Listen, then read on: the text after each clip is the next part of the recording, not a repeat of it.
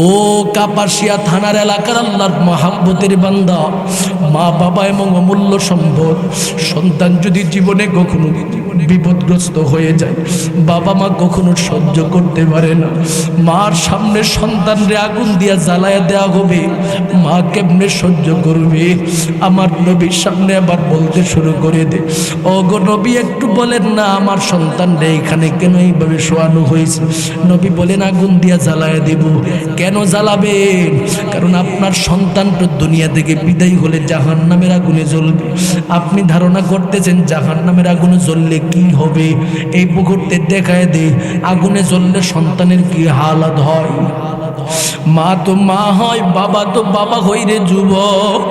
কলিজার মা সন্তানের কষ্ট জীবনে কখনো সহ্য করতে পারে না।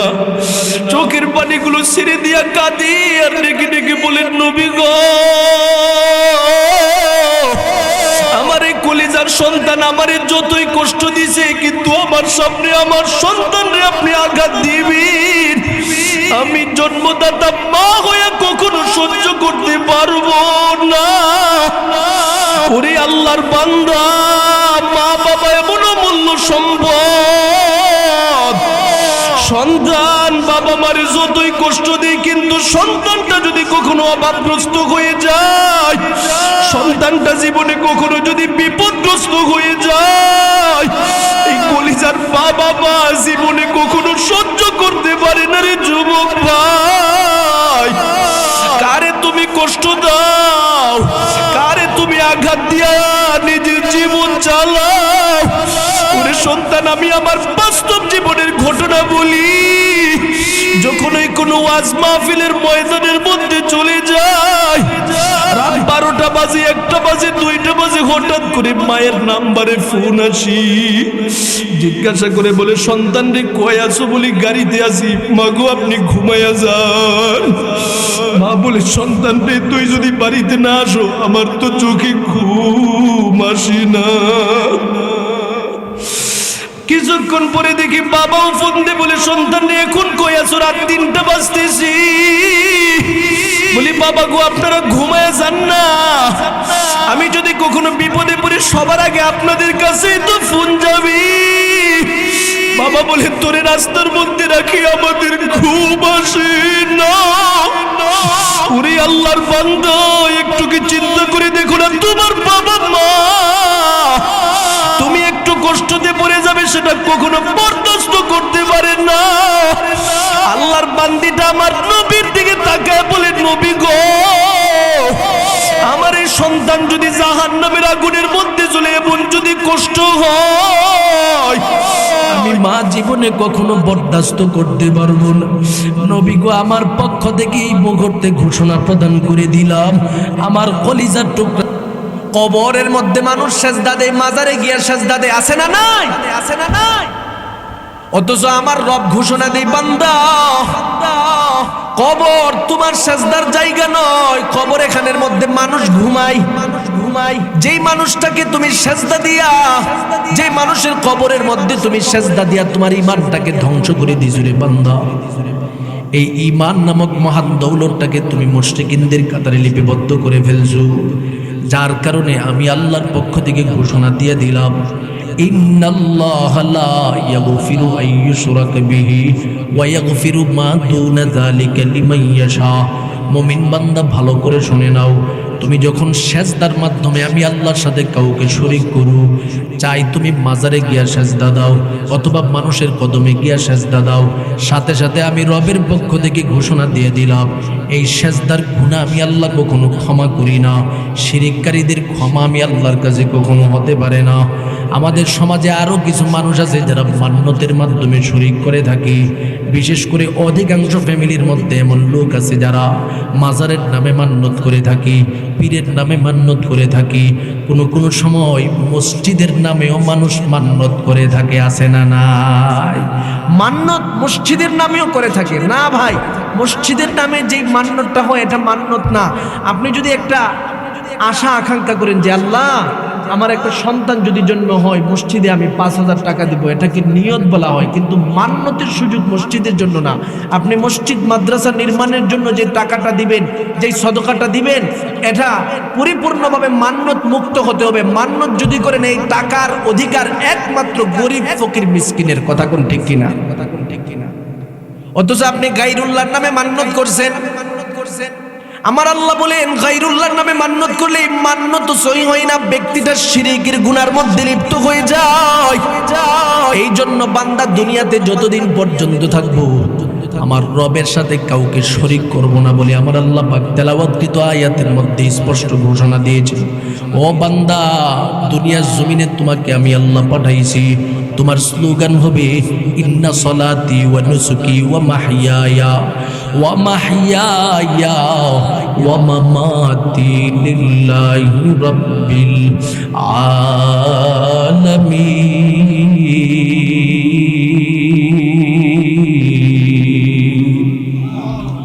আমার রবের পক্ষ থেকে ঘোষণা দেই, বান্দা তোমাকে আমি কেন পাঠাইছি?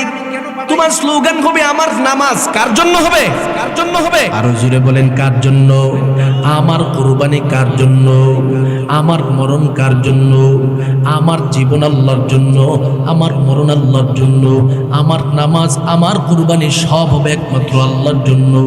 ও বান্দা, তোমার প্রতিটা কাজকর্ম হতে হবে আমি আল্লাহর জন্য। সাবধান, জীবন দিয়া দিবা, তারপরে আমি মালিকের সাথে তুমি কাউরে শরীক করবা না। আর যদি তুমি এইভাবে নিজের জীবনটাকে সাজাতে পারো, আমি আল্লাহ পাক ঘোষণা দিয়ে দিলাম, আমার নবীরে আমি আল্লাহ এমন এক জায়গার মধ্যে নিছি, মেরাজের রজনীতে আরশ পার করিয়া সেখানের মধ্যে আমি আল্লাহর সামনে বসাইয়া নবীর সামনে তোমাদের মতো বান্দাদের ব্যাপারে আমি পুরস্কার ঘোষণা করেছিলাম। নবী গো, আপনার মহাব্বতের উম্মতের জন্য আমি আল্লাহ কি উপহার দিব? আমার নবী বলেন, আল্লাহ কি উপহার দিবেন এটা আপনার ইচ্ছার মধ্যে ছেড়ে দিলাম। আল্লাহ পাক এবার বলেন, শুনে নেন, 3টা উপহার আমি রবের পক্ষ থেকে আপনার কলিজার উম্মতের জন্য দিয়ে দিলাম।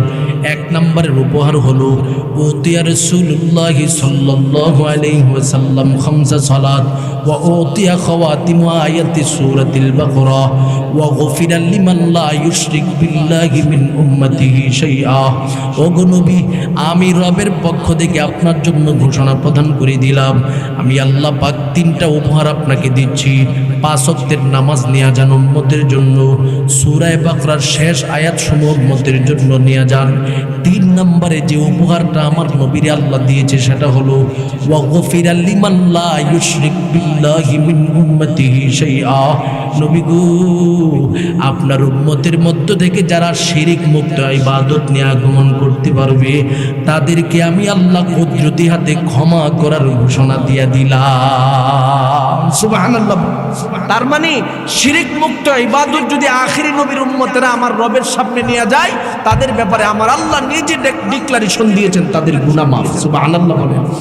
শুধু গুনাহ মাফ না, যারা শিরিক থেকে নিজেদেরকে জীবন দেয়া হলেও রক্ষা করে, আল্লাহ পাক তাদের সম্মান সর্বোচ্চ যুগে সর্বোচ্চ জায়গায় নিয়ে যায়।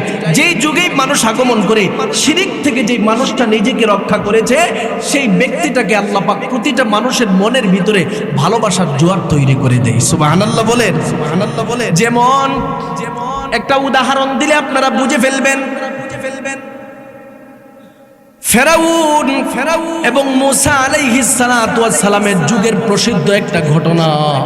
আপনারা গাজীপুর কাপাসী এলাকার মধ্যে যারা থাকেন, এলাকার মধ্যে অনেক সময় তাফসির শুনে থাকেন। তাফসির শুনতে শুনতে আপনাদের কান এমন হয়ে গেছে যে শত শত বয়ান আপনারা মুখস্থ করে রাখছেন। আমি জানি আপনাদের কান এই জাতীয় আলোচনা মুখস্থ করে রাখছি, তারপরে আলোচনাগুলো কান মুখস্থ করলে কি হবে, দিলটার ভিতরে ঢোকাতে হবে। এই জন্যই প্রতি বৎসর ওয়াজের আয়োজন, এই বৎসর এই জন্যই মসজিদের মধ্যে আয়োজন, এই জন্যই মসজিদের মেম্বরের মধ্যে বসে বসে আয়োজন। আমার আল্লাহ বলেন, বয়ান চালিয়ে যাও, হঠাৎ করে কোনটা বান্দার অন্তরের মধ্যে ঢুকে যায় বলা যায় না। এই জন্য ঘটনাটার মাধ্যমে উদাহরণটা দিতেছি, একটু মনোযোগের সাথে শুনবেন। পয়গম্বর মূসা নবীর যুগে একজন আল্লাহর বান্দি ছিল, যার নাম ছিল মাশেতা। মাশেতা নামক আল্লাহর বান্দিটা ফেরাউন নামক জালেম বাদশার মেয়ের খাদেমা ছিল। একদিন ফেরাউনের কন্যা সন্তানের মাথার চুলগুলোকে চিরুনির মাধ্যমে আশ্রয় দিয়েছে। হঠাৎ করে তাকায় দেখি তার হাত থেকে চিরুনিটা পড়ে গেল। চিরুনিটা পড়ে যাওয়ার সাথে সাথে সাথে সাথে ফেরাউনের মেয়ের খাদেমা মার্শেদা তার হাতের মধ্যে চিরুনিটাকে নিয়ে নিল। নেওয়ার সময় হঠাৎ করে তাকায় দেখি তিনি বিসমিল্লাহি রব্বি মূসা, বিসমিল্লাহ শব্দটা উপস্থাপন করছেন, পাশাপাশি তার সাথে রব্বি মূসা, রব্বি মূসা বলে উল্লেখ করেছেন। এই শব্দটা শোনার সাথে সাথে সাথে সাথে ফেরাউনের মেয়ের মাথা গরম হয়ে গেল। বাবার সামনে দাঁড়ায় বলে, বাবা তাকায় দেখেন না, আমাদের ঘরে খায়, আমাদের সাথে চলাফেরা করি, আমাদের বেতন নেই, আমাদের সাথে সব কিছু চলি, আমরা তাকে সকল প্রকারের সুযোগ সুবিধা দিচ্ছি, অথচ গোটা এলাকার মানুষ আপনাকে প্রভু হিসাবে বিশ্বাস করে সেই নারীটা বিশ্বাস করে না। এই নারীটা আরেকজন প্রভুর বিশ্বাস করি, মূসা নবীর প্রভুকে বিশ্বাস করি, যার কারণে আমার চোখের সম্মুখে নারীটা উপস্থাপন করেছি বিসমিল্লাহি রব্বি মূসা, বিসমিল্লাহি রব্বি মূসা। মূসা নবীর প্রভুকে সে বিশ্বাস করি, আপনাকে প্রভু বলে সে স্বীকার করে না। কথাটা শোনার সাথে সাথে ফেরাউনের মাথা নষ্ট হয়ে গেল। ব্যাপারটা কি রে, যেই মানুষটাকে আমি খাওয়াই, আমি লালন পালন করি, আজকে সেই নারীটাই আমাকে প্রভু হিসাবে বিশ্বাস স্থাপন করতে পারে না, কখনো হতে পারে না। সাথে সাথে ফেরাউন ঘোষণা দিয়া দিল, এরে মার্শেদা কি কথা শুনতেছি, তুমি কি আমাকে রব্বি আলা বলে তুমি বিশ্বাস করো না? আমাকে কি মহান প্রভু হিসাবে তুমি বিশ্বাস করো না? বলে, না না, আমি তোমাকে প্রভু হিসাবে বিশ্বাস করব। কেন কেন বিশ্বাস করো না? বলে, আমি বিশ্বাস করি না, কারণ হলো আমি এমন একজন প্রভুকে বিশ্বাস স্থাপন করেছি, যেই প্রভু তোমাকে সৃষ্টি করেছে, যেই প্রভু আমাকে সৃষ্টি করেছে, যেই প্রভু তোমার মেয়েটাকেও সৃষ্টি করেছে, যেই প্রভু তোমার ক্ষমতা দান করেছে, এই প্রভুর নাম নিয়ে আমার জীবন চলতেছে। ফেরাউন এবার বলে, এই মুহূর্তে নারীটাকে আঘাতের সম্মুখীন করা হবে, বাহিনীদেরকে ঘোষণা দেওয়া হলো, এরে আমার সমস্ত বাহিনীদের দলেরা মার্শেদা নামক খাদেমাটাকে এই মুহূর্তে তোমরা তার হাত পাওকে বেঁধে ফেলো। হাত পাও বেঁধে ফেলা হলো। এবার বলা হলো, এই মুহূর্তে বলো আমাকে তুমি প্রভু হিসাবে বিশ্বাস করো কিনা? মার্শেদা নামক আল্লাহর বান্দিটা চোখের পানিগুলো টপ টপ টপ টপ করে ছেড়ে দে, কান্না ভরা কণ্ঠ নিয়ে ডেকে ডেকে বলেন, এরে ফেরাউন, আমি এমন একজন প্রভুর উপরে বিশ্বাস স্থাপন করি রে ফেরাউন, তোমার মতো ফেরাউন যদি আমাকে মেরেও ফেলো, আমি যদি তোমার পক্ষ থেকে আঘাতপ্রাপ্ত হয়ে দুনিয়া থেকে বিদায় হয়ে যাই, আমার সেই প্রভুর কাছে এমন মহান বালাখানা আছে রে ফেরাউন, এই বালাখানার মধ্যে আমার জন্য আমার আল্লাহ জায়গা করে রাখছি। আর টেনশন নাই, তুমি আমাকে আঘাত করলে করতে পারো, কোনো চিন্তা নাই, তারপরেও আমার রবের সাথে আমি জমিনের কাউকে শরীক করব না। এবার ফেরাউন বলে, ঠিক আছে, তাকে শাস্তি দেওয়া যাবে না, তাকে দুর্বল করানোর জন্য তার সন্তানগুলোকে আনো। মার্শেদা নামক আল্লাহর বান্দিটার 3টা মেয়ে সন্তান ছিল। প্রাথমিকভাবে বড় মেয়েটাকে তার সামনে উপস্থাপন করা হলো, বলা হলো, তুমি যদি আমি ফেরাউনকে প্রভু বলে বিশ্বাস না করো, তাহলে তোমার বড় কন্যা সন্তানটাকে তোমার সামনে মেরে ফেলা হবে। কেমনে মারবো? বড় কষ্ট দিয়ে মারবো। এবার মহিলাটা বলে, মেয়ে কেন, যদি আমার 14 গোষ্ঠীকেও মেরে ফেলো, আমাকেও মেরে ফেলো, আমার রবের সাথে আমি তোমাকে কখনো শরীক করতে পারি না। ওরে আল্লাহর মহাব্বতের বান্দা, ওরে হাটকুলা দিঘির বার এলাকার মুমিন মুসলমান, একটা মানুষ নিজের জীবন দিয়া দিয়ে, নিজের সন্তানের জীবন দিয়া দিচ্ছে, তারপরেও শিরিক নামক গুনার সম্মুখীন নিজেকে করতেছে না রে বান্দা, তাকায় দেখ। এবার মেয়েটাকে একটা আগুনের তৈরি একটা জায়গা নির্ধারণ করলো, সেখানের মধ্যে বিশাল বড় একটা পাত্র নির্ধারণ করলো, সেই পাত্রটার মধ্যে পানি দেওয়া হলো, পানিটাকে উত্তপ্ত করে সেই উত্তপ্ত পানির মধ্যে মেয়েটাকে রেখে দিল। সাথে সাথে এই মেয়েটা দুনিয়া থেকে বিদায় হয়ে গেল। ফেরাউন এবার বলে, রে আল্লাহর বান্দি এখনো সময় আছে, তুমি আমার উপরে বিশ্বাস করো কিনা বলো, না হয়তো দ্বিতীয় মেয়েটাকে হত্যা করা হবে। মা ডেকে ডেকে বলেন, রে ফেরাউন, আমার চোখের সামনে আমার বড় মেয়েটাকে তুমি মারছো, কিন্তু আমি তো আমার সন্তানের উপরে আমার রবকে সবসময় প্রাধান্য দিয়ে থাকি, আমাকে তুমি কখনোই ঈমান থেকে দূরে সরাতে পারবে না। এবার দ্বিতীয় মেয়েটাকে আগুনের মধ্যে দেওয়া হলো।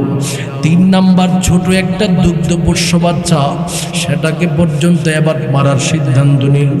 এই মেয়ে সন্তানটাকে যখন ওই তার সামনে উপস্থাপন করা হলো, মা এবার চোখের পানিগুলো টপ টপ করে ছেড়ে দিয়া কান্দে। ফেরাউন এবার বলতেছে, এই মুহূর্তে মেয়েটা মহিলাটা এই মুহূর্তে মৌলিক জায়গার দিকে আসবে, কারণ বড় মেয়েরা মারা গেছে, তাদের প্রতি তার তেমন কোনো মায়া ছিল না। এবার অন্তত পক্ষে দুগ্ধপোষ্য কন্যা সন্তানটার মায়া তার অন্তরের মধ্যে পরিপূর্ণভাবে থাকবে।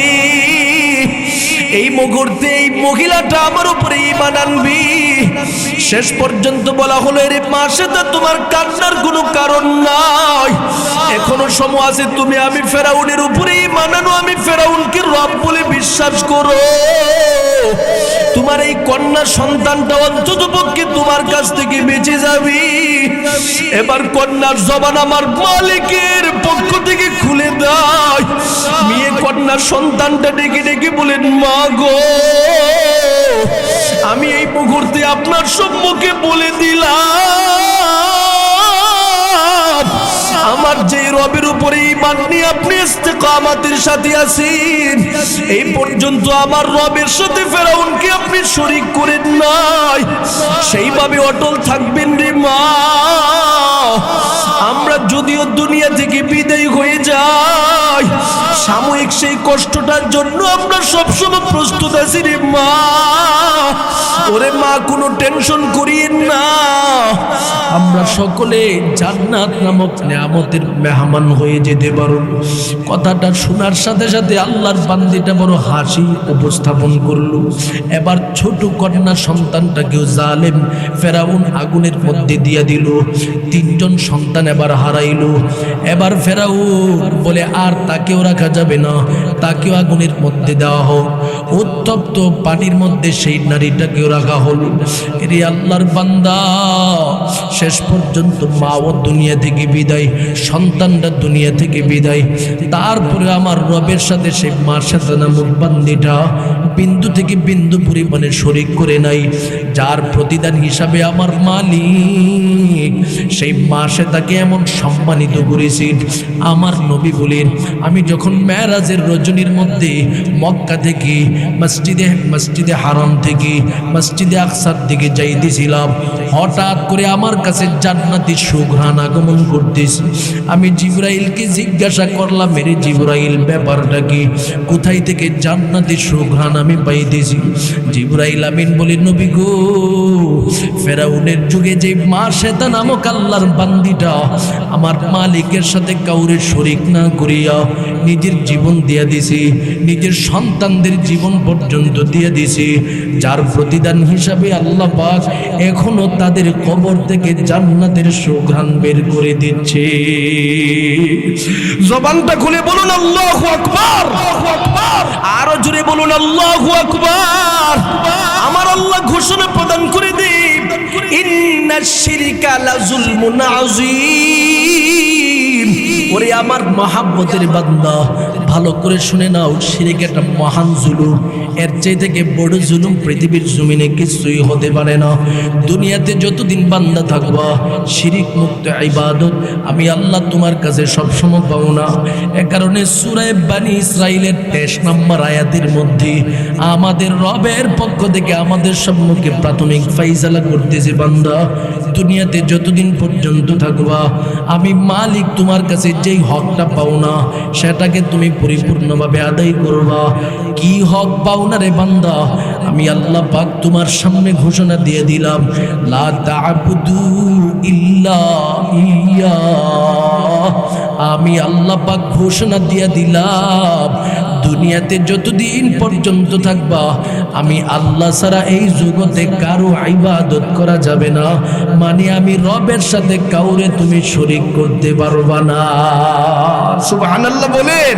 তার মানে বোঝা গেল সূরা বনী ইসরাঈলের 23 নম্বর আয়াত থেকে প্রথম নম্বরের ফয়সালা আমাদের রব আমাদের সামনে বলতেছেন শিরিক মুক্ত ইবাদত রবের সামনে উপস্থাপন করতে হবে। জীবন যাবে, নিজের জিন্দেগিটা যদি ধ্বংস হয়ে যায়, তারপরে আমার রবের সাথে কাউকে শরীক করা যাবে না। কথা কোন ঠিক কিনা? শিরিক তো এটা একটা অপরাধ। এখন আমাদের সমাজের মধ্যে যে কিছু মানুষ রয়েছে যারা শুধু রবের সাথে শরীকই করে না, আমার আল্লাহকে গালি পর্যন্ত দেয়, আমার আল্লাহকে নিয়ে কটূক্তি পর্যন্ত করে, তাদের ব্যাপারে প্রতিটা মুমিন বান্দা সব সময় ফাইনাল সিদ্ধান্ত নিতে হবে। কথা কোন ঠিক কিনা?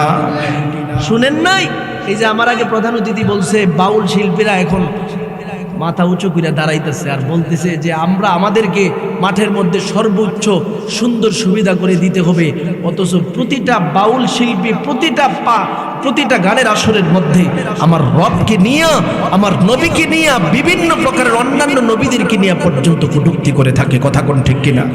প্রধান কটূক্তির সিস্টেম হলো আমার রবের ব্যাপারে তারা আবুল সরকার নামক যে শয়তানটা কটূক্তি করছে, যেই শব্দটার মাধ্যমে সে কটূক্তি করছে, এই শব্দটা আমি উপস্থাপন করলে আমারও ঈমান থাকবে না। নাউজুবিল্লাহ বলবেন না? কি একটা শব্দ উপস্থাপন করছে এবার চিন্তা করেন। শুধু এটা নয়, আখিরি নবী তো আছে, এই নবীকে নিয়ে যেমন কটূক্তি করেছে, অন্যান্য নবীদেরকে নিয়েও ফাঁকে ফাঁকে তারা কটূক্তি করে থাকে। কিছুদিন আগে দেখলাম বগুড়ার আনোয়ার সরকার নামক এক দুষ্ট, সে বক্তব্যের মধ্যে বলতেছে যে আল্লাহর পক্ষ থেকে আদম নবীকে পাঠাইছে, এই নবীর যে দীর্ঘতা, তার শারীরিক যে লম্বা যে দীর্ঘটা আল্লাহ পাক তাকে দান করেছেন, তার লম্বার পরিধি ছিল 120 হাত। অথচ হাদিস শরীফের মধ্যে আল্লাহ নবী বলেন সিত্তুনা জিরাআন, আমার রব আদম নবীকে 60 হাত দিয়া দুনিয়াতে প্রেরণ করেছেন। সুবহানাল্লাহ বলেন। তার মানে আদম আলাইহিস সালাতু ওয়াস সালাম লম্বা কয় হাত ছিলেন?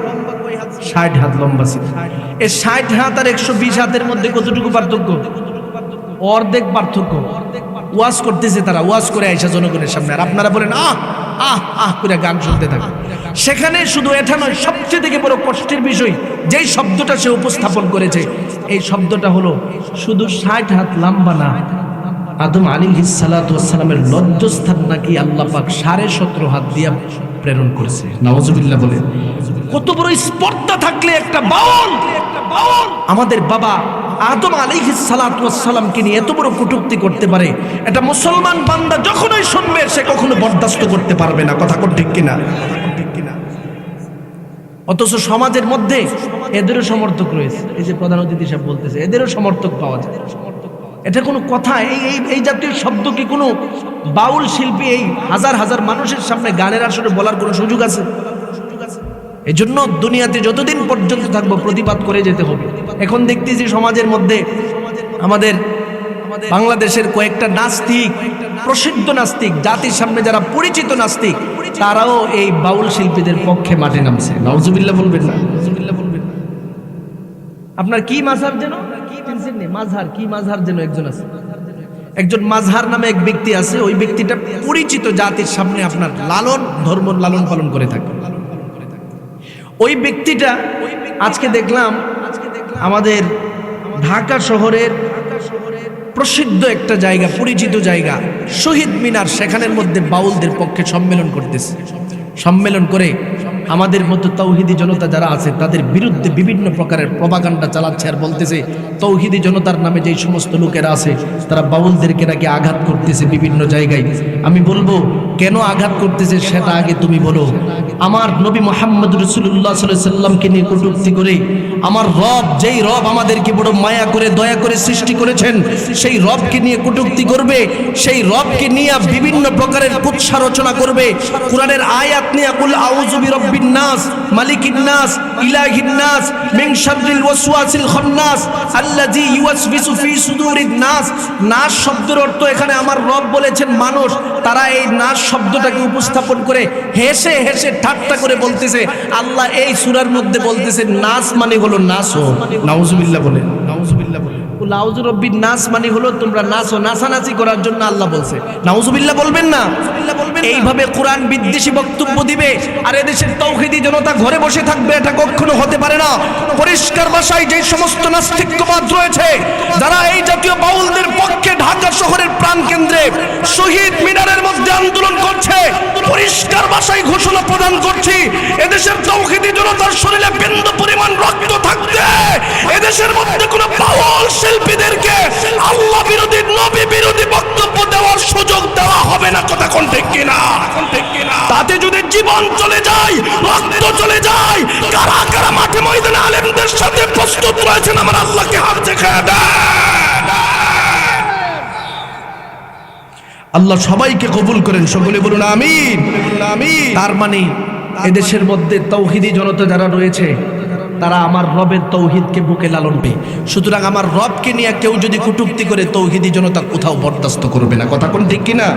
এজন্য বলে দিচ্ছি, সতর্ক করে দিচ্ছি, নাস্তিকরা তোমরা বাউলদেরকে নিয়ে মাঠে নামছো।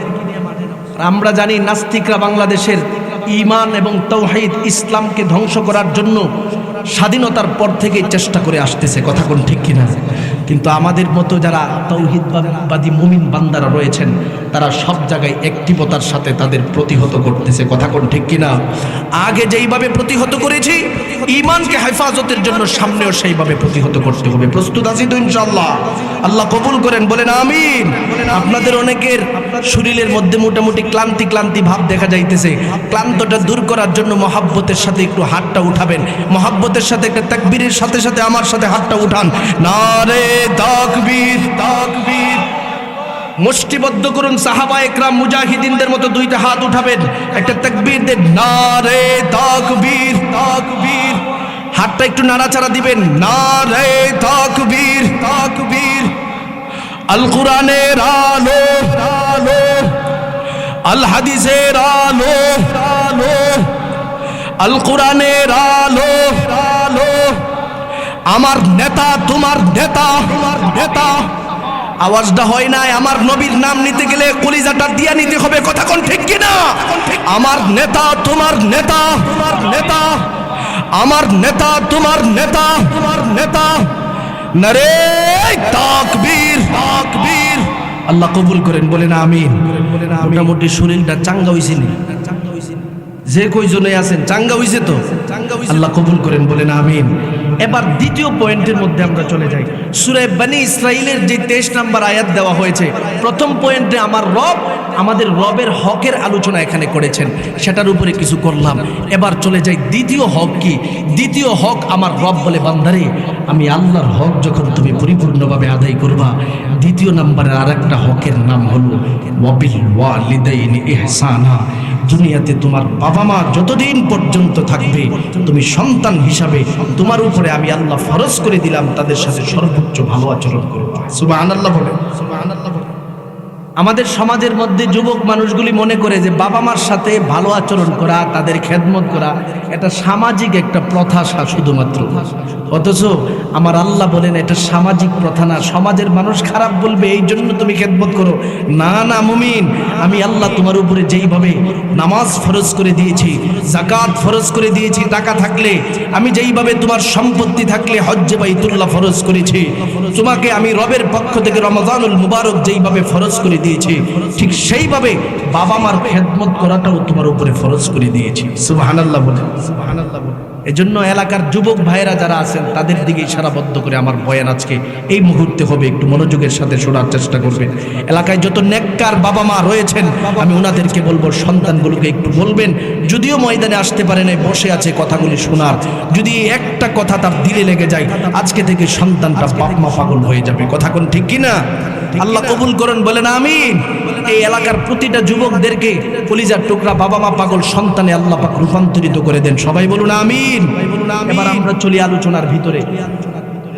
আমার রবের পক্ষ থেকে ঘোষণা দিচ্ছেন, বান্দা তোমাদেরকে আমি আল্লাহ ঘোষণা দিয়েছি তোমাদের কলিজার টুকরা বাবা মার সাথে সদাচরণ করবা। কেন করবা জানো? কারণ আমি আল্লাহ বলে দিলাম, ক্বালা রাসূলুল্লাহ সাল্লাল্লাহু আলাইহি ওয়াসাল্লাম, রিদার রাব্বি ফি রিদাল ওয়ালিদাইন ওয়া সাখাতুর রাব্বি ফি সাখাতিল ওয়ালিদাইন ও মুমিন বান্দা, দুনিয়াতে যতদিন পর্যন্ত থাকবা, তোমার বাবা মাকে যদি তুমি সন্তুষ্ট করে ফেলো, তোমার আল্লাহ তোমাদের উপরে সন্তুষ্ট হয়ে যাবে। আর যদি তোমার বাবা মা তোমার মতো সন্তানের উপরে কষ্ট পেয়ে বসে থাকি, আমি আল্লাহ নিজে তোমার উপরে কষ্ট পাবো। অথচ আমাদের সমাজের মধ্যে কত আল্লাহর বান্দারা রয়েছে, 5 ওয়াক্তের নামাজ পড়তেছি, জিকির করতেছি, পীরের কাছে গিয়া মুরিদ হইছি, কোরআন তেলাওয়াত করতেছি, তাহাজ্জুদ নামাজ পর্যন্ত পড়ে, কিন্তু বাবা মার সাথে কখনো ভালো আচরণ করে না। আছে না নাই? আসেনি? নামাজও পড়তেছে 5 ওয়াক্ত, কিন্তু বাবা মার খেদমত, বাবা মার খবরাখবর নেওয়ার মতো লোক বড় অভাব। কথা কোন ঠিক কিনা? অথচ আমার রব বলে, বান্দা তুমি যতই নামাজ পড়ো, যতই রোজা রাখো, যতই জিকির করো, যতই কোরআন পড়ো রে গোলাপ, যতক্ষণ পর্যন্ত তোমার কলিজার টুকরা বাবা মা তোমার উপরে পরিপূর্ণভাবে সন্তুষ্ট না হবে, আমি আল্লাহর পক্ষ থেকে ঘোষণা দিয়ে দিলাম, ততক্ষণ পর্যন্ত আমি আল্লাহ তোমার উপরে সন্তুষ্ট হব না। ওরে বান্দা, তুমি যেখানে থাকবা, তোমার কলিজার টুকরা বাবা মাকে তুমি সবচেয়ে বেশি প্রাধান্য দিতে হবে। কারণ শরীয়তে ইসলাম দুনিয়াতে যত মানুষ রেখে দিয়েছেন আল্লাহর পক্ষ থেকে, প্রত্যেকটা মানব জাতিদের মধ্য থেকে বাবা মাকে শরীয়তে ইসলাম সবচেয়ে বেশি গুরুত্বপূর্ণ দিয়েছেন নিজেদের সন্তানের কাছে। যেমন একটা উদাহরণ হাদিস থেকে দিলে আপনারা স্পষ্ট হয়ে যাবেন। আমার নবী মুহাম্মদুর রাসূলুল্লাহ সাল্লাল্লাহু আলাইহি ওয়াসাল্লামের কাছে একজন সাহাবীর আগমন ঘটল। তিনি বসলেন, নবীর সামনে প্রশ্ন করলেন, যা রাজুলুন আরাবিয়্যুন ইলান নবী সাল্লাল্লাহু আলাইহি ওয়াসাল্লাম, মান আহাক্কুন নাসি বিহুসনি সাহাবাতি, ক্বালা উম্মুকা, ক্বালা সুম্মা মান, ক্বালা উম্মুকা, ক্বালা সুম্মা মান, ক্বালা উম্মুকা, ক্বালা সুম্মা মান, ক্বালা আবাকা। আমার নবী ঘোষণা দিয়ে দে, ও সাহাবী কি জিজ্ঞাসা করতে চাই বলো। সাহাবী বলে, নবী গো, দুনিয়াতে আমার চোখের সম্মুখে আমার আত্মীয় স্বজনের অভাব নাই, আমার দাদা দাদির অভাব নাই, আমার নানা নানির অভাব নাই, সব মানুষ আমার সমাজের মধ্যে বসবাস করতেছি, আমার শ্বশুর শাশুড়ি আছি, আমার নেতা নেত্রী আছি, সবাই আছি। তাদের মধ্য থেকে মানুষ হিসাবে কাকে আমি সবচেয়ে বেশি গুরুত্ব দিব? আমার নবী বলেন, উম্মুকা, তোমার মাকে তুমি গুরুত্ব দিবা। আবার সাহাবী বলেন, সুম্মা মান, তারপরে কাকে আমি গুরুত্ব দিব? আমার নবী বলেন, উম্মুকা, তোমার মাকে তুমি গুরুত্ব দাও। আবার সাহাবী বলেন, সুম্মা মান, আমার নবী বলেন, উম্মুকা, তোমার মাকে তুমি গুরুত্ব দাও। এভাবে 3 বার বলার পরে সাহাবী বলেন, নবী গো, এরপরে কাকে দিব? আমার নবী বলেন, কলিজার টুকরা বাবা মাকে তুমি গুরুত্ব দাও। তাদের গুরুত্ব দেওয়ার পরে তোমার আত্মীয় স্বজনকে তুমি গুরুত্ব দিবা। তার মানে হাদিস থেকে স্পষ্ট হয়ে গেল, সন্তান হিসাবে প্রতিটা মুহূর্তে মুহূর্তে নিজের বাবা মাকে গুরুত্ব দিতে হবে। বাবা মার সম্মানটাকে উপরে রাখিয়া তারপরে তুমি নেতাকে সম্মান করো, তারপরে তোমার আত্মীয় স্বজনকে তুমি সম্মান করো, তারপরে অন্যান্য মুরব্বীদেরকে তুমি সম্মান করো। অথচ বর্তমান যুগের দিকে তাকালে দেখা যায়, যুবক সন্তান নেতাকে নিজের অভিভাবক বলে ডাকে, বাবা মার সামনে হাসি মুখেও কথা বলতে পারে না। কথা কোন ঠিক কিনা? এলাকার পাতি নেতা আছে, সে পাতি নেতার পিছনে পিছনে ঘুরে ফেসবুকের মধ্যে স্ট্যাটাস দেয়, আমার অভিভাবক ছাড়া আমার জীবনে আর কিছু নাই, আমার একজন অভিভাবক আছে, তারে নিয়ে আমার জীবন চলতে থাকবে। এভাবে নেতাকে সে অভিভাবক হিসাবে মানে, নেতাকে অভিভাবকের মতো সম্মান দেয়, কিন্তু ঘরের ভিতরে আইসা কলিজার টুকরা বাপটার সামনে হাসি মুখে তাকাবে, মায়ের দিকে হাসি মুখে তাকাবে, এমন কোন সুরত যুবকের মধ্যে নাই। আমি বলবো, যুবক, তোমার নেতার দিকে সারা জীবন তাকায় থাকলে, তোমার শ্বশুর শাশুড়ি, তোমার আত্মীয় স্বজন সবার দিকে তুমি যদি হাসি মুখে তাকায় থাকো, কোনো ফায়দা হবে না। কিন্তু কলিজার টুকরা বাপ মা যতদিন দুনিয়াতে থাকবে, তার দিকে যদি তুমি নেক নজরে তাকাও, আমার নবী বলেন, হজ্জে বাইতুল্লাহর সওয়াব তোমার আমলনামার মধ্যে লিপিবদ্ধ হয়ে যাবে। নেতার চেহারার দিকে তাকালে সওয়াব হবে? আমার নবী বলেন, হজের সওয়াব পাইতে যাও, বাবা মাকে সম্মান দাও, বাবা মাকে ইজ্জত করো, বাবা মাকে কদর করো। তুমি যত বেশি তোমার কলিজার টুকরা বাবা মাকে কদর করবা, আমার রবের কাছে তুমি তত বেশি সম্মানের অধিকারী হইবা। ওরে আল্লাহর বান্দা, কেমনে তোমাকে আমার রব সম্মানিত করবে? বাবা মাকে গুরুত্ব দেওয়ার কারণে আমার আল্লাহ পাক তোমাকে এমনভাবে সম্মানিত করবে। তার একটা ঘটনা যদি আপনাদের সামনে উপস্থাপন করি, স্পষ্ট হয়ে যাবেন। পয়গম্বর মুসা আলাইহিস সালাতু ওয়াস সালাম একদিন আমার রবের দরবারে ঘোষণা দিল, আল্লাহ, আমার দিলের ভিতরে বড় আকাঙ্ক্ষা, আমি চাই দুনিয়া থেকে বিদায় হওয়ার পর আমি যখন জান্নাতের ভিতরে যাব, আমার সাথে জান্নাতের সফর সঙ্গী হিসাবে কাকে আপনি গুরুত্বপূর্ণ মানুষ হিসাবে গণ্য করেছেন। কথাটা শোনার সাথে সাথে আমার আল্লাহ বলি, ও পয়গম্বর মূসা, তোমার সাথে জান্নাতের সফর সঙ্গী হিসাবে যাকে আমি আল্লাহ গুরুত্বের লিস্টিতে রেখেছি, ওই ব্যক্তিটা হলো একজন কসাই ব্যক্তি। পয়গম্বর মূসা নবী আবার বলেন, আল্লাহ, কি ব্যাপার এমন সাধারণ একটা কসাইকে আমার সফর সঙ্গী হিসাবে নির্ধারণ করেছেন, অথচ আমার সাথে আরো কত নেককার মানুষ ঘোরাফেরা করি, তারা কি আমার সাথে যাবে না? আমার আল্লাহ বলে, যাবে, কিন্তু তোমার সফর সঙ্গী থাকবে অমুক কসাই ব্যক্তি। এবার আমার রবের কাছে বললেন, আল্লাহ, এই কসাইয়ের কেমন গুণ রয়েছে, কোন গুণের কারণে আপনি তাকে আমার সাথে সফর সঙ্গী হিসাবে কবুল করে নিয়েছে? আমার আল্লাহ বলেন, এটা আমি রবের পক্ষ থেকে দেখানোর কোনো প্রয়োজন নাই, তুমি নিজে নিজে ঘুরে গিয়ে দেখে আসো আল্লাহর বান্দাটা কিভাবে চলে।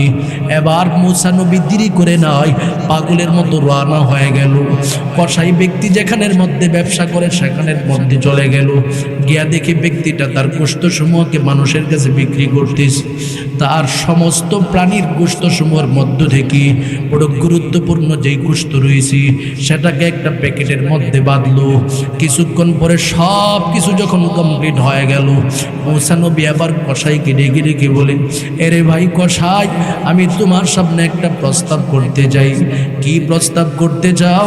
বলো বলো, কি প্রস্তাব করতে চাও? আমি মানব। বলে, প্রস্তাবটা হলো আমি তোমার বাড়ির মেহমান হিসাবে থাকতে চাই। সুবহানাল্লাহ বলে, সুবহানাল্লাহ বলে। জান্নাতি মানুষদের গুণ হলো মেহমান যখন আসে মেহমানকে সবসময় কদর করে থাকে, এটা জান্নাতি মানুষের গুণ। সুবহানাল্লাহ বলে। এবার কসাই ব্যক্তি বলেন, ঠিক আছে, আমি আপনাকে মেহমান হিসেবে কবুল করলাম। মেহমানকে সর্বোচ্চ সম্মান দিবি। قال رسول الله صلى الله عليه وسلم من آمن بالله واليوم الآخر فليكرم ضيفه।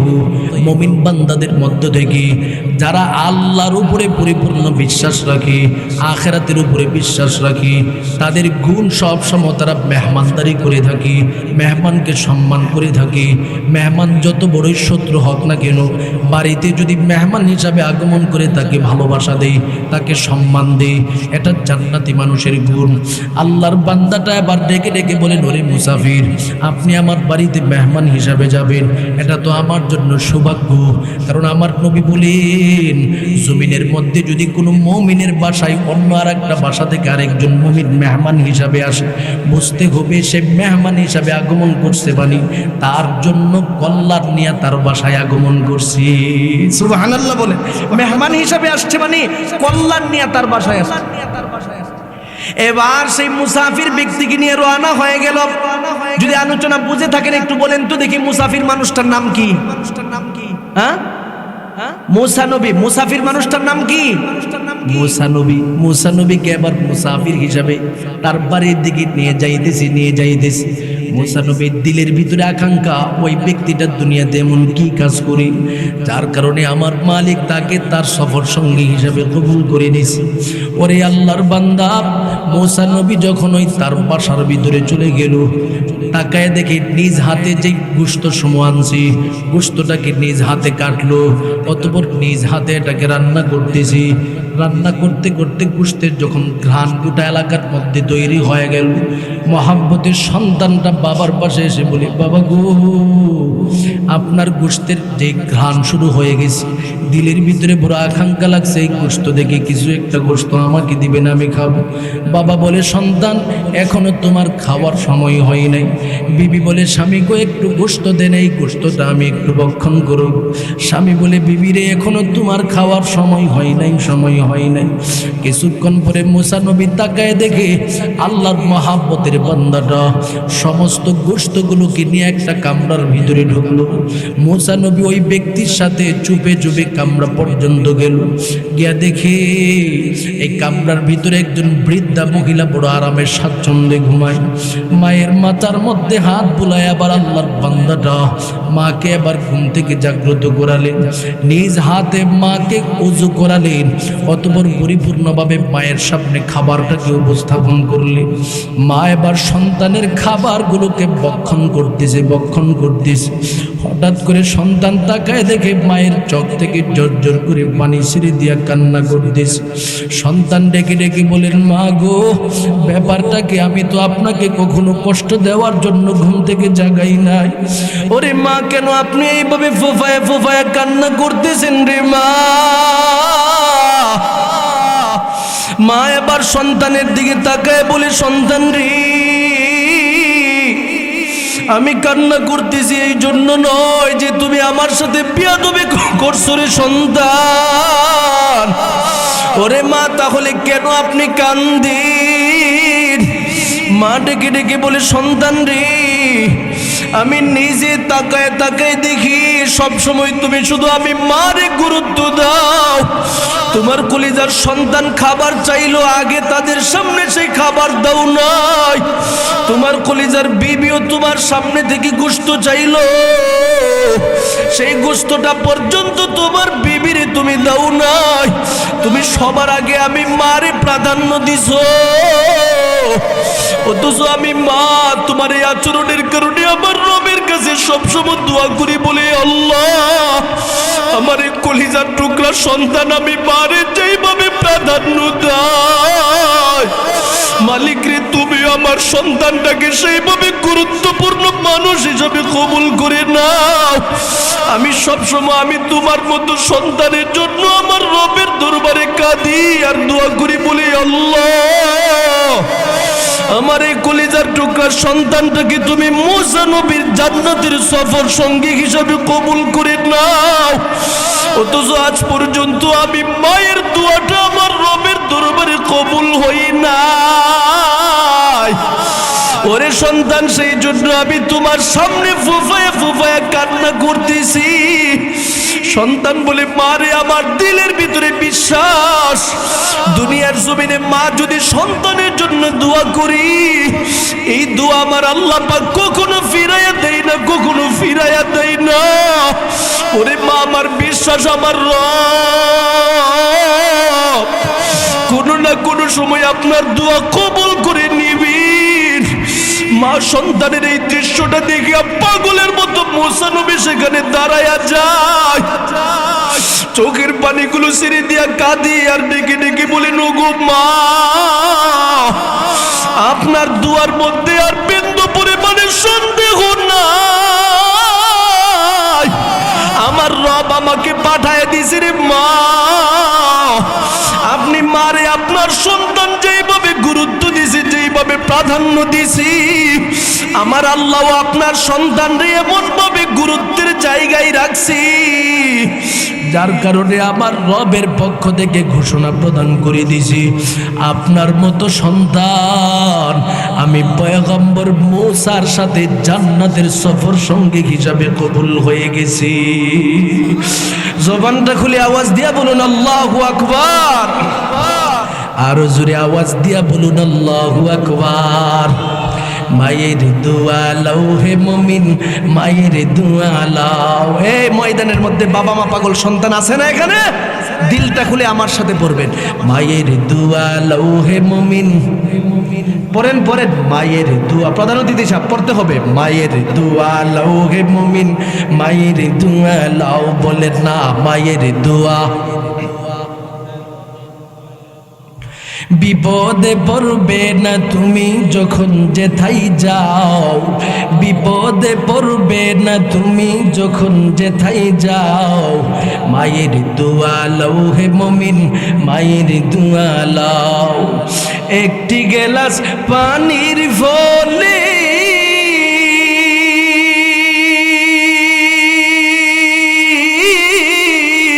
বাইজিদেরই কোলে তুলে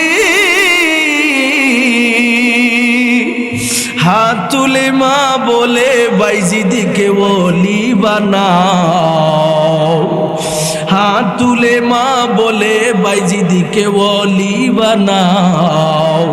মায়ের দোয়া লও হে মুমিন, মায়ের দোয়া লও, বলে না মায়ের দোয়া, মায়ের দোয়া লও হে মুমিন। বিপদে পড়বে না তুমি যখন যেথায় যাও, বিপদে পড়বে না তুমি যখন যেথায় যাও, মায়ের দোয়া লও হে মুমিন। আল্লাহ রুলি বাইজিদের নাম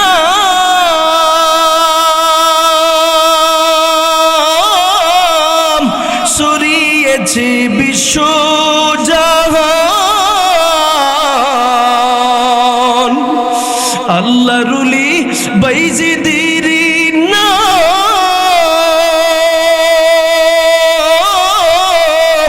ছড়িয়েছে বিশ্ব জাহান।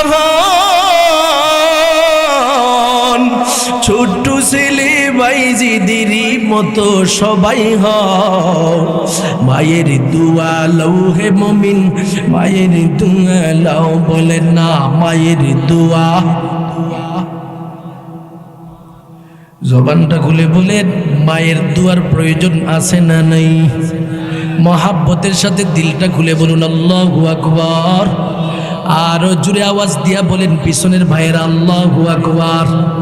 দুনিয়ার জমিনের মধ্যে আমার রবের পক্ষ থেকে মাকে বাবাকে এত প্রাধান্য দিয়েছেন, আল্লাহর নবীর সামনে ঘোষণা দিয়ে দিল, ক্বালা রাসূলুল্লাহি সাল্লাল্লাহু আলাইহি ওয়াসাল্লাম সালাসু দাওয়াতিন মুস্তাজাবাত লা শাক্কা ফীহিন্না দাওয়াতুল ওয়ালিদাইনি আলা ওয়ালাদিহি ওয়া দাওয়াতুল মাজলুম। আমার নবী ঘোষণা দিয়ে দিল মুমিন বান্দাদের মধ্য থেকে তিন প্রকারের ব্যক্তির দোয়া আমার রবের কাছে কবুল। এক নাম্বার হলো কলিজার টুকরা বাবা মা যখন সন্তানের জন্য দোয়া করে সেটা আমার রবের দরবারে কবুল। ওয়া দাওয়াতুল মাজলুম, কলিজার টুকরা বাবা মার পড়ে মাজলুমের ব্যাপারটাকে আমার রব প্রাধান্য দিয়েছে। যখন মাজলুম ব্যক্তি জালেমের বিরুদ্ধে কখনো আমার রবের কাছে কখনো একটা অভিযোগ প্রদান করে দেয়, সাথে সাথে আমার আল্লাহ পাক তার দোয়া কবুল করে নেই। তিন নাম্বার হলো মুসাফির ব্যক্তি যখন আমার রবের দরবারে দোয়া করে সেটা আমার আল্লাহ পাক কবুল করে নেয়। সুবহানাল্লাহ বলেন। তাহলে বলেন তো দেখি, বাবা মার কাছ থেকে দোয়া নেওয়ার পাশাপাশি মুসাফিরের দোয়ার প্রয়োজন আছে না নাই? মাজলুম ব্যক্তির কাছ থেকে কখনো যেন বদদুয়া না আসে, এইভাবে নিজেকে চালাতে হবে। কারণ আপনারা আমাদের সমাজের মধ্যে অনেকে মনে করে আজকে হয়তো তার উপরে জুলুম করতেছি, কি হয়েছে, আমি টাকাওয়ালা সম্পত্তিশীল, আমি যেখানে যাই সেখানে আমার উপরে তো আমার সাথে পুলিশ ঘুরতেছে, আমার সাথে সমস্ত শক্তিশালী মানুষ ঘুরতেছে, কিসের টেনশন, কিসের চিন্তা, এই চিন্তা নিয়ে ঘোরাফেরা করতেছে। আমি বলবো ভাই, মাজলুমকে যদি আপনি একবার আঘাত করে দেন, তার দিল থেকে যে দোয়াটা আসে এই দোয়াটার সাথে সাথে আমার মালিকের আরশ পর্যন্ত পৌঁছে যায়, যার ফলে এই দোয়াটার অ্যাকশন এমন ভাবে লাগে যার পরবর্তীতে আমরা ইতিহাস খুঁজে খুঁজে যতটুকু পাই, মাজলুমের এই দোয়ার কারণে জালেমের পতন এমন ভাবে ঘটে নিজের দেশে বসে থাকার সুযোগ থাকে না। কথা কোন ঠিক কিনা? মাজলুমের বদদুয়া, মাজলুমের বদদুয়ার কারণে ওই যে প্রধান অতিথি বলতেছে মাজলুমের বদদুয়ার ফলে একজনের দিল্লিতে গিয়ে নাকি পড়ছে। যেখানেই যান আপনি মাজলুম হয়েছেন, যেই দোয়া করবেন জালেমের বিরুদ্ধে আল্লাহ পাক এটা অ্যাকশন নেবে। কোনো কোনো মানুষ মনে করে সাথে সাথে নেই না কেন, আমার আল্লাহ সুযোগ দেই, সাথে সাথে নেই না। কথা কোন ঠিক কিনা? যদি সাথে সাথে নিত তাহলে তো আমার মালিক আর রহমান থাকে না। রহমানের গুণটাকে প্রাধান্য দিতে যায় বান্দাদেরকে সুযোগ দে, ওই তুই জুলুম করছস, এখনো সময় আছে, যে সমস্ত মানুষদেরকে অন্যায়ভাবে জেল হাজতে রাখছস মাপ চা, ক্ষমা চা, না হয়তো তোর জীবন শেষ হবে, তোর জীবন ধ্বংসের সম্মুখীন হবে। এইভাবে অন্যায়ের বিরুদ্ধে আমার রব প্রতিটা মানুষকে সুযোগ দিয়ে থাকে। কিন্তু সে যখন সুযোগ পাইয়া মনে করে আমি ফেরাউনই হয়ে গেলাম, আমার আল্লাহ বলেন অ্যাকশন শুরু। কথা কোন ঠিক কিনা? এজন্য মাজলুম হওয়া যায়, মাজলুমের কাছ থেকে কখনো বদদুয়া নেওয়া যাবে না। যে হাদিসটা বলতেছিলাম, বলেন তো দেখি, বাবা মার কাছ থেকে কখনো বদদুয়া নেওয়ার সুযোগ আছে? দোয়া নিতে হবে, আন্তরিক দোয়া। আমার নবী বলেন একটা সন্তান যদি আন্তরিকভাবে বাবা মার কাছ থেকে দোয়া নিতে পারে, আমার নবী স্পষ্ট ঘোষণা দিয়েছেন সন্তানটা জিরো থেকে হিরো হয়ে যায়। সুবহানাল্লাহ। এই জন্য যেই সমস্ত স্কুলের ছাত্র ভাইয়েরা আছি সবার কাছে আমার বয়ানের শেষ দিকে নসিহত করে দিয়ে যাব, ও সন্তান, তুমি যদি পরিপূর্ণভাবে সফল ছাত্র হতে যাও, বাবা মার আন্তরিক দোয়া নাও। তুমি যদি সফল চাকরিজীবী হতে যাও, বাবা মার আন্তরিক দোয়া নাও। তুমি যদি সফল ব্যবসায়ীদের অন্তর্ভুক্ত হতে যাও, বাবা মার আন্তরিক দোয়া নাও। তুমি যদি সফল মানুষ, সফল রাজনীতিবিদ হতে যাও, বাবা মার আন্তরিক দোয়া নাও। বাবা মার দোয়া এমন একটা দোয়া, যেই দোয়ার মাধ্যমে আল্লাহ পাক তোমাকে সম্মানের চেয়ার দান করবে। ওরে বান্দা, সাবধান করে দিয়ে যায়, বাবা মার কাছ থেকে বদদুয়া নিবা না, এমন কোনো আচরণ করবা না যে আচরণের কারণে বাবা মার অন্তর থেকে তোমার জন্য বদদুয়া আসবে, যার ফলে তোমার দুনিয়ার জীবনও তোমার ধ্বংসের সম্মুখীন হয়ে যাবে, আখেরাতের জিন্দেগিটাও ধ্বংস। দুনিয়ার জীবনে তুমি কখনো সফল হবে না, যেখানে যাবে সেখানেই তুমি শুধুমাত্র দেখবা বিপদ। ব্যবসায়ী যাবে সেখানে ক্ষতিগ্রস্ত, চাকরিতে যাবে সেখানে ক্ষতিগ্রস্ত। এমন অনেক আল্লাহর বান্দা আছে বলে, হুজুর যেখানে ইন্টারভিউ দেই টিকতে পারি না। আমি বলি, মুরব্বীদের বদদুয়া নিয়ে মনে হয়ে ঘুরতেছেন, কথা কোন ঠিক কিনা? মুরব্বীদের বদদুয়া থাকলে কোথাও সফল হওয়া যায় না। আপনি সফল হতে গেলে বাপ মা মুরব্বীদের দোয়া নিয়ে ঘুরতে হবে, কথা কোন ঠিক কিনা? ঠিক কিনা? বদদুয়া নেওয়া যাবে না, এটা তো দুনিয়ার শাস্তি। আপনার সন্তান আপনাকে জীবনে কখনো কষ্ট দিয়েছে কিনা, কথাটা শোনার সাথে সাথে মা চোখের পানিগুলো টপ টপ করে ছেড়ে দেয়, কান্না পড়া কণ্ঠ নিয়ে ডেকে ডেকে বলেন, নবী গো, আমার যে সন্তানটা এই মুহূর্তে সাকরাতের মুহূর্তের সম্মুখীন হয়ে আছে গো নবী, এই সন্তান আমি মারে জীবনে এত কষ্ট দিয়েছি। আমি মায়ের হাতের মধ্যে যত আঘাতের চিহ্ন আছে গো নবী, প্রত্যেকটা আঘাতের চিহ্ন আমার সন্তানের আঘাতের চিহ্ন। ও গো নবী, শুধু তার মধ্যে সীমাবদ্ধ নয়, আমার সন্তান আমি মায়ের পিঠের মধ্যে পর্যন্ত আঘাত দিছি। ও গো নবী, আমার এই সন্তানরে আমি মা কখনো মাফ করতে পারবো না। আমার নবী রহমতে আলম বলে, মারি যদি আপনার সন্তানটারে আপনি মাফ না করতে পারেন, তাহলে আমার মালিক এই সন্তানকে চিরস্থায়ী জাহান্নামের জন্য কবুল করে নেবে। কারণ সন্তান জবান থেকে কালিমা বলার মতো কোনো সুযোগ নাই। মহিলাটা এবার ডেকে ডেকে বলেন, নবী গো, যতই বলেন কোনো ফায়দা হবে না, আমার সন্তানরে আমি মাফ করতে পারবো না। আমার নবী আবার নিজ মায়ের সামনে সন্তানটাকে আগুন দিয়ে জ্বালানোর ঘোষণা দিল। লাকড়ি আনা হলো, লাকড়ির মধ্যে সন্তানকে শোয়ানো হলো। মা ডেকে ডেকে বলেন, নবী গো, একটু বলেন না লাকড়ি কেন আনা হলো? কথাটা শোনার সাথে সাথে সাথে বলা শুরু করে দিল, লাকড়ি আনা হয়েছে আপনার সন্তানকে আগুনের মধ্যে জ্বালাবো। ও কাপাসিয়া থানার এলাকার আল্লাহর মহাব্বতের বান্দা, মা বাবা এবং অমূল্য সম্পদ, সন্তান যদি জীবনে কখনো বিপদগ্রস্ত হয়ে যায়, বাবা মা কখনো সহ্য করতে পারে না। মার সামনে সন্তানরে আগুন দিয়া জ্বালায়া দেওয়া হবে, মা কেমনে সহ্য করবে? আমার নবীর সামনে আবার বলতে শুরু করে দে, ও গো নবী, একটু বলেন না আমার সন্তানরে এখানে কেন এইভাবে শোয়ানো হয়েছে? নবী বলেন, আগুন দিয়া জ্বালায়া দেব। কেন জ্বালাবেন? কারণ আপনার সন্তান তো দুনিয়া থেকে বিদায় হলে জাহান্নামের আগুনে জ্বলবে। আপনি ধারণা করতেছেন জাহান্নামের আগুনে জ্বললে কি হবে? এই মুহূর্তে দেখায় দে, আগুনে জ্বললে সন্তানের কি হালাত হয়। মা তো মা হয়, বাবা তো বাবা হই রে যুবক। কলিজার মা সন্তানের কষ্ট জীবনে কখনো সহ্য করতে পারে না। চোখের পানিগুলো ছেড়ে দিয়া কাঁদি আর ডেকে ডেকে বলেন, নবী গো, আমার এই কলিজার সন্তান আমারে যতই কষ্ট দিছে, কিন্তু আমার সামনে আমার সন্তানরে আপনি আঘাত দিবেন, আমি জন্মদাতা মা হয়ে কখনো সহ্য করতে পারবো না। ওরে আল্লাহর বান্দা, মা বাবা এমন অমূল্য সম্পদ।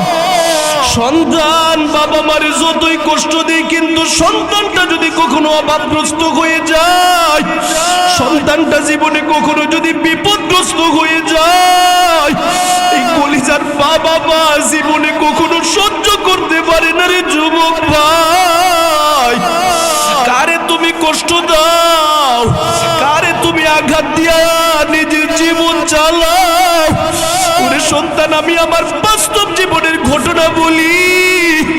যখনই কোনো ওয়াজ মাহফিলের ময়দানের মধ্যে চলে যায়, রাত 12টা বাজে, 1টা বাজে, 2টা বাজে, হঠাৎ করে মায়ের নাম্বারে ফোন আসি, জিজ্ঞাসা করে বলে সন্তান রে কই আছো? বলি গাড়িতে আছি। মাগো আপনি ঘুমাইয়া যান। মা বলে সন্তান রে তুই যদি বাড়িতে না আসো আমার তো চোখে ঘুম আসি না। কিছুক্ষণ পরে দেখি বাবাও ফোন দিয়ে বলে সন্তান রে এখন কই আছো? রাত 3টা বাজতেছি। বলি বাবা গো আপনারা ঘুমায় যান না, আমি যদি কখনো বিপদে পড়ে সবার আগে আপনাদের কাছে তো ফোন যাবে। বাবা বলে তোরে রাস্তার মধ্যে রাখি আমাদের ঘুম আসে না। ওরে আল্লাহর বান্দা, একটু কি চিন্তা করে দেখো না, তোমার বাবা মা তুমি একটু কষ্টতে পড়ে যাবে সেটা কখনো বরদাস্ত করতে পারে না। আল্লাহর বান্দিটা আমার নবীর দিকে তাকায় বলে নবী গো আমার এই সন্তান যদি জাহান্নামের আগুনের মধ্যে চলে এমন যদি কষ্ট হয় আমি মা জীবনে কখনো বরদাস্ত করতে পারবো না। নবী গো আমার পক্ষ থেকে এই মুহূর্তে ঘোষণা প্রদান করে দিলাম, আমার কলিজার টুকরা সন্তানটাকে আমি মাফ করে দিলাম। মা ক্ষমা করতে দেরি হয়, সন্তানের জবান থেকে কালিমা নসিব হতে দেরি হয় না। সুবহানাল্লাহ বলেন মুসলমান, জবানটা খুলে বলুন আল্লাহু আকবার। তাহলে ভাই বাবা মার কাছ থেকে দোয়া নিব নাকি বদদুয়া নিব? দোয়া নিতে হবে। এই জন্য আমার রব বলে বান্দারে দুনিয়াতে বাবা মার কাছ থেকে তুই দোয়া নে, কেমনে দোয়াটা নিবা এই পদ্ধতিটা আমার তেলাওয়াতকৃত আয়াতে আমার আল্লাহ পাক শিখাইয়া দিয়েছে। সুবহানাল্লাহ বলবেন না? কি পদ্ধতি শিখাইয়া দিয়েছে? অল্প সংক্ষিপ্তভাবে আপনাদের সামনে পদ্ধতিটা বলতেছি, মনোযোগের সাথে শুনবেন।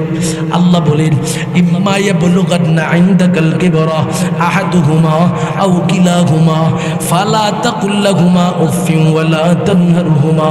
আল্লাহ বলে বান্দা 5 পদ্ধতির ভিত্তিতে কলিজার টুকরা বাবা মার সাথে তুমি আচরণ করবা, তাহলে তুমি বাবা মার কাছ থেকে আন্তরিক দোয়া পাইবা, জীবনটাকে সফল বানাইতে পারবা। 1 নাম্বার পদ্ধতি আল্লাহ বলেন ফালা তাকুল লাহুমা উফ, তার সামনে কখনো দুঃখ সূচক কোনো শব্দ উপস্থাপন করবে না, কখনো বাবা মা কষ্ট পাবে এমন কোনো শব্দ বাবা মার সামনে তুমি উপস্থাপন করবে না। 2 নাম্বার ওয়ালা তানহারহুমা, বাবা মার অবাধ্য হবে না। 3 নাম্বার ওয়াকুল্লাহুমা কাওলান কারীমা, আমার আল্লাহ বলে বাবা মার সামনে যখন তুমি কথা বলবা সর্বোচ্চ সম্মান দেখায় কথা বলবা। 4 নাম্বারে আমার আল্লাহ বলেন ওয়াখফিজ লাহুমা জানাহাজ যুল্লি মিনার রাহমা, কলিজার টুকরা বাবা মা দুনিয়াতে যতদিন পর্যন্ত থাকবে তাদের সাথে অত্যন্ত বিনয়ের ভিত্তিতে দয়াশীল আচরণ করবা। যত বেশি বিনয়ী হইবা, যত বেশি দয়াশীল হইবা, আমি আল্লাহ পাক তোমাদের জন্য তত বেশি দয়া দান করব। 5 নাম্বারের বাবা মার সাথে মৌলিক ব্যবহারের পদ্ধতি হলো ওয়াকুর রাব্বিরহামহুমা কামা রাব্বায়ানি সগীরা। আমার আল্লাহ ঘোষণা দিয়া দেয় বান্দা দুনিয়াতে যতদিন পর্যন্ত থাকবা কলিজার বাবা মা বেঁচে থাকুক তখনও তার জন্য দোয়া করবা, কলিজার বাবা মা দুনিয়া থেকে বিদায় হয়ে যাক তখনও তার জন্য দোয়া করবা। এইভাবে জীবন পরিচালনা করবা। আমি আল্লাহ পাক ঘোষণা দিয়ে দিলাম তোমার মতো বান্দার জন্য মহব্বতের বাবা মার অন্তর থেকে তুমি আন্তরিক দোয়া পাইবা। সুবহানাল্লাহ বলেন। তাহলে বাবা মার কাছ থেকে আন্তরিক দোয়া পাওয়ার পদ্ধতি আমার আল্লাহ 5টা দিয়েছেন। 1 নাম্বার ফালা তাকুল লাহুমা উফ, বাবা মার সামনে কখনো দুঃখসূচক শব্দ উপস্থাপন করা যাবে না যে শব্দের কারণে বাবা মা কষ্ট পাবে। 2 নাম্বার ওয়ালা তানহারহুমা, তাদের অবাধ্য হওয়া যাবে না। 3 নাম্বার ওয়াকুল লাহুমা কাওলান কারীমা, বাবা মার সাথে সর্বোচ্চ সম্মান নিয়ে কথা বলতে হবে। আপনি আপনার বন্ধুর সাথে যেভাবে কথা বলেন এই পদ্ধতিতে বাবা মার সাথে কথা বলার সুযোগ আল্লাহ আপনাকে দেয় নাই। আপনি আপনার এলাকার সাধারণ যে পাবলিক আছে তাদের সাথে যেই সিস্টেমে কথা বলেন আপনার বাবা মার সাথে এই সিস্টেমে কথা বলার সুযোগ আল্লাহ আপনাকে দেয় নাই। আল্লাহ বলেন সম্মান নিয়ে কথা বলো।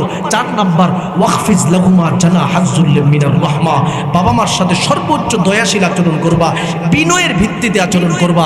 জীবনে কখনো যেন তিনি মনে না করে যে তুমি তার মাথার উপরে তুমি মাথা উঁচু করে কথা বলে অহংকার নিয়ে কথা বলতেছো, এই সুযোগ তোমাকে আল্লাহ দেয় নাই। 5 নাম্বার বলেন দুনিয়ার যে কোনো প্রান্তে তুমি থাকবা যদি তার কাছ থেকে আন্তরিক দোয়া পেতে চাও ওয়াকুর রব্বির হামহুমা কামা রব্বায়ানি সগীরা, কলিজার বাবা মা দুনিয়াতে যতদিন থাকবে তার জন্য দোয়া চালায়া যাও। এই একটা দোয়া শিখায়া আল্লাহ পাক আমাদেরকে বুঝাইয়া দেয় তুমি আরবিতে দোয়া করতে হবে এটা শর্ত না, তুমি যেখানে যেই জায়গার মধ্যে থাকবা যে কোনো বিষয়কে সামনে রেখে বাবা মার জন্য বাংলায় দোয়া করতে থাকো। আল্লাহ গো, আমার বাবা মা আমাকে যেইভাবে লালন পালন করছে আপনি সেইভাবে তাদের উপরে দয়া করেন। অথবা তুমি বাবা মার হায়াতের জন্য দোয়া করো, বাবা মার জীবন সফলতার জন্য দোয়া করো, বাবা মার উজ্জ্বল নেকে হায়াতের জন্য দোয়া করবা, সুস্থতার জন্য দোয়া করবা। এই পদ্ধতি তুমি অর্জন করবা, আমার আল্লাহ বলেন বাবা মার অন্তর থেকে তুমি দোয়া সহজে পেয়ে যাইবা। সুবহানাল্লাহ বলেন। এবার আপনাদের কাছে প্রশ্ন, বলেন তো দেখি, কলিজার টুকরা বাবা মার কাছ থেকে যদি আমি দোয়া নিতে চাই, বা আমি সন্তান হিসাবে বাবা মার সাথে যে এই 5টা পদ্ধতির মুআমালা আল্লাহ পাক আমাকে দিয়েছেন, এই 5টা পদ্ধতি যদি আমার জীবনে ঢুকাতে চাই, আমি যদি খারাপ হই, অশ্লীলকারী হই, আমি যদি দুষ্ট হই, মাদক সেবনকারী হই, এলাকার সবচেয়ে থেকে বড় সন্ত্রাসী হই, এই জাতীয় সন্তান কি জীবনে কখনো বাবা মার সাথে এই শুরুতে আচরণ করবে? কখনো না। তার মানে নেককার সন্তান লাগবে। তাই বাবাদের কাছে নসিহত হলো, সন্তানকে যদি আপনি নেককার রেখে দিয়ে যেতে পারেন আপনার দুনিয়ার জীবন সফল। তার মানে যে 5 পদ্ধতি আমার রব শিখাইছে এই 5 পদ্ধতি সে সঠিকভাবে মেনে চলবে। কেন মেনে চলবে? কারণ সে নেককার। সুবহানাল্লাহ বলবেন না? দুয়ার পদ্ধতিটাও আজকে এখানে আপনারা যারা বসা আছেন, আমি বলবো আপনারা সবাই বাবা মার নেককার সন্তান। সুবহানাল্লাহ বলবেন না? কেন বলছি? কারণ আমার নবী বলছেন আপনাদের কথা। আলা রাসূলুল্লাহ সাল্লাল্লাহু আলাইহি ওয়াসাল্লাম ইযা মাতা বনি আদম ইনকাতা আনহু আমালুহু ইল্লা মিন সালাস, মিন সাদাকাতিন জারিয়া আও ইলমিন ইয়ানতাফিউ বিহি আও ওয়ালাদিন সালিহিন ইয়াদউ লাহু। আমার নবী বলেন একটা মানুষ যখন কবরের জগতে চলে যায় তার যত আমলের রাস্তা আছে সমস্ত আমলের রাস্তা বন্ধ হয়ে যায়, তবে 3টা রাস্তা প্রতিটা মুহূর্তে মুহূর্তে বান্দার জন্য খোলা থাকে। 1 নাম্বার হলো সাদাকায়ে জারিয়ার রাস্তা। বান্দা যদি কোনো একটা মসজিদ প্রতিষ্ঠা করে দিয়ে যায়, অথবা কোনো একটা দ্বীনি প্রতিষ্ঠান তৈরি করে দিয়ে যায়, অথবা কোনো একটা ওয়াজ মাহফিল চালু করে দিয়ে যায়, অথবা এলাকায় জনকল্যাণমূলক কোনো একটা কাজ করে দিয়ে যায়, এই প্রতিষ্ঠানগুলো দুনিয়াতে যতদিন পর্যন্ত থাকবে আল্লাহর বান্দা কবরে ঘুমায়া থাকবে, তার কবরের মধ্যে সওয়াবের ভান্ডার যেতে থাকবে। সুবহানাল্লাহ। 2 নাম্বার নবী বলেন আও ইলমিন ইয়ানতাফিউ বিহি। যদি কোনো একটা মানুষ একজন নেককার ছাত্র রেখে দিয়ে যায়, ছাত্রটাকে কোরআন শেখাইলো, দ্বীন শেখাইলো, ইসলাম শেখাইলো, এই ছাত্রটা যতদিন পর্যন্ত দুনিয়াতে থাকবে উস্তাদের জন্য দোয়া করবে, প্রতিটা দোয়া উস্তাদের কবরের মধ্যে যেতে থাকবে। 3 নম্বরে আমাদের মৌলিক বিষয়টা আল্লাহর নবী বলেন আউওয়ালাদিন সালিহিন ইয়াদউ লাহু। দুনিয়াতে যদি একটা নেককার সন্তান রেখে দিয়ে যেতে পারেন, সন্তানটা যেখানে সুযোগ পাবে সেখানে বাবা মার জন্য দোয়া করবে, প্রতিটা দোয়া বাবা মার কবরের মধ্যে সাথে সাথে যেতে থাকবে। সুবহানাল্লাহ বলেন। তাহলে আপনারা যে এখানে নেককার সন্তান হিসাবে আছেন, এটা কি আমার কথা নাকি নবীর কথা? নবীর কথা। নবীজি বলছেন নেককার সন্তানরাই সুযোগ পাইলে বাবা মার জন্য দোয়া করে। এই মজলিসের মধ্যে আপনারা বসে আছেন, বাপ মার জন্য দোয়া ছাড়া যাওয়ার সুযোগ আছে? দোয়া কইরা যাবেন। তার মানে আপনারা আজকের এই দিবসের নেককার সন্তান। সুবহানাল্লাহ বলবেন না? আপনারা যেমন নেককার হয়েছেন, নিজেদের সন্তানকে এইভাবে নেককার বানানোর প্রয়োজন আছে না নাই? এখন আপনার সামনে যে আপনার ছেলেটা সিগারেট খায়, সে কি নেককার হবে? আপনার চোখের সামনে আপনার ছেলেটা মসজিদের সামনে দিয়ে, আপনি মসজিদে আসতেছেন, ছেলেটা লুঙ্গিটাকে মাথার মধ্যে উঠাইয়া বিয়াদবের মতো মসজিদের সামনে দিয়ে যাইতেছে, এই ছেলেটা জীবনে কখনো নেককার হবে? এজন্য নেককার সন্তান বানায় দিয়ে যেতে হবে, সন্তানকে দিনদার বানাতে হবে, আদর্শওয়ালা বানাতে হবে। তাহলে এই সন্তান বাবা মার খেদমত করতে বাধ্য হবে। কেন বাধ্য হবে? কারণ আমার আল্লাহ শিখাইয়া দিছে ওই সন্তান কোরআন মানবে, দিন মানবে, ইসলাম মানবে। আর ইসলাম মানতে চাইলে আমি রব যে 5 পদ্ধতির মুআমালা বাবা মার সাথে করার পদ্ধতি বর্ণনা করেছি, সে সেটা সঠিকভাবে মানবে। কি সেই 5 পদ্ধতি যেটা বলেছি আবার স্মরণ করায় দিচ্ছি। 1 নম্বর, ফালা তাকুল লাহুমা উফ। বান্দাটা জীবনে কখনো বাবা মার সামনে দুঃখসূচক শব্দ উপস্থাপন করবে না, কষ্ট পাবে বাবা মা এমন কোনো কথা বাবা মার সামনে সে বলবে না। 2 নম্বর, ওয়ালা তানহারহুমা। বাবা মার অবাধ্য হবে না। 3 নম্বর, ওয়াকুল লাহুমা কাউলান কারীমা। সন্তানটা বাবা মার সাথে সর্বোচ্চ সম্মানসূচক শব্দ চয়ন করে তার সাথে ব্যবহার করবে।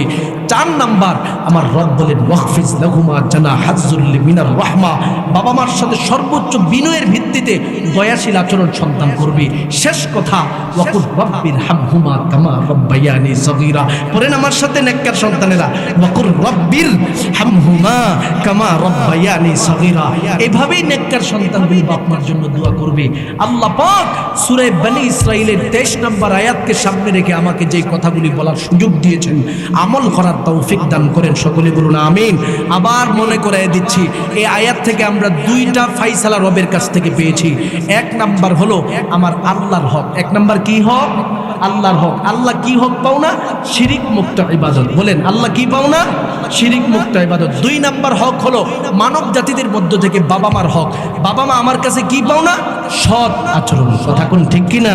এই দুইটা হকের উপরে আজকে তেলাওয়াতকৃত আয়াত থেকে বললাম, আল্লাহ পাক আমাদের সকলকে পরিপূর্ণভাবে এই কথাগুলি বুঝে নিজের জীবনটাকে সুসজ্জিত করার তৌফিক দান করেন, সকলে বলুন আমিন। ওয়ামা আলাইনা ইল্লাল বালাগ। না, কারণ সব